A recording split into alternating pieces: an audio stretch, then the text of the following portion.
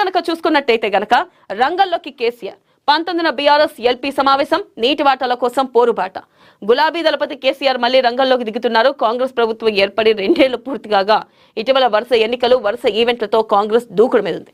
ఈ క్రమంలో ఈ స్పీడ్కి బ్రేకులు వేసేందుకు తానే స్వయంగా రంగంలోకి దిగాలని కేసీఆర్ డిసైడ్ అట్లు కనబడుతుంది. ప్రధానంగా మనం చూసుకున్నట్టయితే మొదటి నుంచి కూడా కేసీఆర్ ఓటమి చెందిన తర్వాత కూడా ఇంతవరకు బయటకు వచ్చి పార్టీ గురించి మాట్లాడడం కానీ, మొన్న బైపోల్ ఎలక్షన్సే కానీ, నిన్న జరిగిన పంచాయతీ ఎలక్షన్సే కానీ ఆయన ఎక్కడా వచ్చి కూడా పార్టీని గెలిపించండి అన్నట్టు ఆయన మాట్లాడిన సందర్భాలు కనిపించలేదు.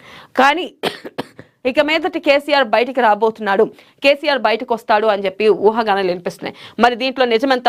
అలాగే చూసుకున్నట్టయితే శుక్రవారం మధ్యాహ్నం 2 గంటలకు తెలంగాణ భవన్లో బీఆర్ఎస్ ఎల్పీ పార్టీ రాష్ట్ర కార్యవర్గ విస్తృత స్థాయి సంయుక్త సమావేశం జరగనుంది.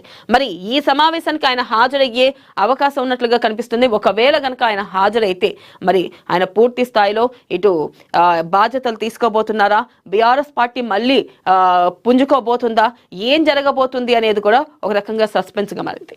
నెక్స్ట్ కనుక చూసుకున్నట్టయితే పట్టుబడితే 10,000 న్యూ ఇయర్ వేడుకలపై హైదరాబాద్ సిపి సజ్జనార్, ఈవెంట్లకు అనుమతి తప్పనిసరి ఆదేశాలు జారీ చేసిన పోలీస్ శాఖ. ఇంకా కొద్ది రోజుల్లో న్యూ ఇయర్ రానుంది. మరి ఈ నేపథ్యంలో గనక ఖచ్చితంగా పట్టుబడితే 10,000 జరిమానా విధిస్తాం, ప్రతి ఒక్కళ్ళు న్యూ ఇయర్ ఈవెంట్లకు అనుమతులు తీసుకోవాల్సి ఉంటుందని చెప్పి కూడా సిపి సజ్జనార్ చెప్పడం జరిగింది. ఇక ఏపీ దొంగ దెబ్బ అలర్ట్ అయిన తెలంగాణ ప్రభుత్వం. పోలవరం నల్లమల్ల సాగర్ ప్రాజెక్టుపై కేంద్రానికి తెలంగాణ సర్కార్ ఫిర్యాదు, అడ్డుకోవాలని రేఖ రాసిన మంత్రి ఉత్తమ్. ప్రధానంగా చూసుకున్నట్టయితే మరొక అంశం కనుక చూసుకున్నట్టయితే బీజేపీ జాతీయ వర్కింగ్ ప్రెసిడెంట్ గా బీహార్ మంత్రి నితిన్ నబీన్ ను నియమించిన పార్లమెంటరీ బోర్డు కలిసి వచ్చిన క్రమశిక్షణ, మేనేజ్మెంట్ స్కిల్స్, 5 సార్లు ఎమ్మెల్యేగా విజయం. ప్రధానంగా చూసుకున్నట్టయితే బీజేపీ జాతీయ వర్కింగ్ ప్రెసిడెంట్ గా బీహార్ మంత్రి ఎన్నికయ్యారు. నితిన్ నబీన్ ను పార్లమెంటరీ బోర్డు నియమించింది. ఇక క్రమశిక్షణ, మేనేజ్మెంట్ స్కిల్స్ కలిసి వచ్చింది. అయితే 5 సార్లు ఈయన ఎమ్మెల్యేగా విజయం సాధించడం జరిగింది. నెక్స్ట్ గనక చూసుకున్నట్టయితే గనక కేంద్ర సర్కార్ను గద్దెదించుతాం. ఢిల్లీ సభలో రాహుల్ గాంధీ బీజేపీతో కలిసి ఎన్నికల సంఘం పనిచేస్తుందని ఫైర్. దమ్ముంటే బ్యాలెట్ పేపర్ ఎలక్షన్స్ లో పోటీ చేయండి. బీజేపీకి ప్రియాంక గాంధీ సవాల్. రాజ్యాంగ రద్దుకు బీజేపీ కుట్ర, సీఎం రేవంత్ రెడ్డి ఫైర్. ప్రధానంగా మనం చూసుకోవచ్చు, ఏదైతే ఢిల్లీలో సభలో రాహుల్ గాంధీ కొన్ని కీలక వ్యాఖ్యలు చేయడం జరిగింది. బీజేపీతో కలిసి ఎన్నికల సంఘం పనిచేస్తుందంటూ ఆయన ఫైర్ అయ్యారు. అయితే ఇక్కడ చూసుకోవచ్చు, దమ్ముంటే బ్యాలెట్ పేపర్ ఎలక్షన్స్ లో పోటీ చేయండి అంటూ కూడా ఆయన సవాల్ విసరడం జరిగింది.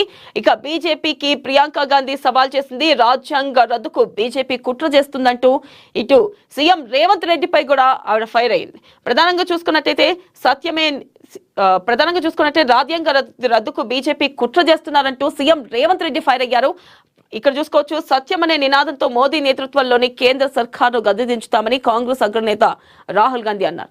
ఖచ్చితంగా సత్యంతో దించుతాం, బీజేపీ ఓట్ చోరీ చేస్తుంది అని చెప్పి ఇటు బీజేపీపై గత కొంతకాలంగా కాంగ్రెస్ పార్టీలో ఇటు రాహుల్ గాంధీ వ్యాఖ్యానించడం జరిగింది.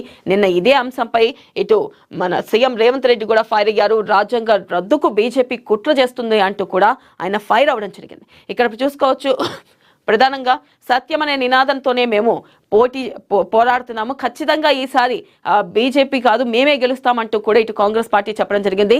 మీకు దమ్ముంటే కనుక బ్యాలెట్ ఎలక్షన్స్ లో గెలపండి, బ్యాలెట్ పేపర్లతో ముందెళ్దామంటూ కూడా ఇటు ప్రధానంగా రాహుల్ గాంధీ వ్యాఖ్యానించడం జరిగింది. అలాగే మనం చూసుకున్నట్టయితే నెక్స్ట్ గనక మరొక అంశం చూసుకుందాం. అఖండ 2 చూడనున్న ప్రధాని మోదీ, ఢిల్లీలో స్పెషల్ షో. అయితే అఖండ 2 రిలీజ్ అయ్యే సక్సెస్ఫుల్ గా ముందుకెళ్తుంది. ఈ నేపథ్యంలో ఈ రోజు ఢిల్లీలో ప్రధాని మోదీ చూసే అవకాశాలున్నాయి. మోదీ చూడనున్నారు. మరి ఈ నేపథ్యంలో అయితే ఎన్ని గంటలకు చూడనున్నారు, మోదీ కోసం స్పెషల్ షో వేస్తున్నట్లుగా తెలుస్తుంది. ఇక నెక్స్ట్ కనుక చూసుకున్నట్లయితే నేడు శంషాబాద్ కు చంద్రబాబు, శాంతివనంలో 2 గంటలున్న చంద్రబాబు. ఫోన్ ట్యాపింగ్ ఆదేశాలు ఎవరిచ్చారు, దర్యాప్తులో సంచలనాలు. ప్రధానంగా చూసుకున్నట్లయితే అసలు ఫోన్ ట్యాపింగ్ ఆదేశాలు ఎవరిచ్చారు, ఎవరు చేయమన్నారు అనే అంశంపై దర్యాప్తు కొనసాగుతూ ఉంది. అయితే ఏం జరిగింది, అసలు ఫోన్ ట్యాపింగ్ ఎవరు చేయమన్నారు అనేది కూడా కొంతమేర దర్యాప్తులో సంచలన విషయాలు కూడా బయటపడ్డాయి. నెక్స్ట్ కనుక చూసుకున్నట్టయితే మరొక పేపర్ కనుక చూసుకున్నట్టయితే ఆంధ్రజ్యోతి. ఇక్కడ ఆంధ్రజ్యోతిలో కనుక చూసుకున్నట్టయితే 2వ విడత పంచాయతీలో 85.86% ఓటు హక్కు వినియోగించుకున్న 46,70,972 మంది. భువనగిరి జిల్లాలో అత్యధికంగా 91.72%. ఇక నిజామాబాద్ లో అత్యల్పంగా 76.71% పోలింగ్. 17న 3వ విడత ఎన్నికలు. 20న కొలువు తీరనున్న పాలక వర్గాలు. ప్రధానంగా చూసుకోవచ్చు, హస్తం హవా చాటింది. ఇందాక చెప్పుకున్నట్టే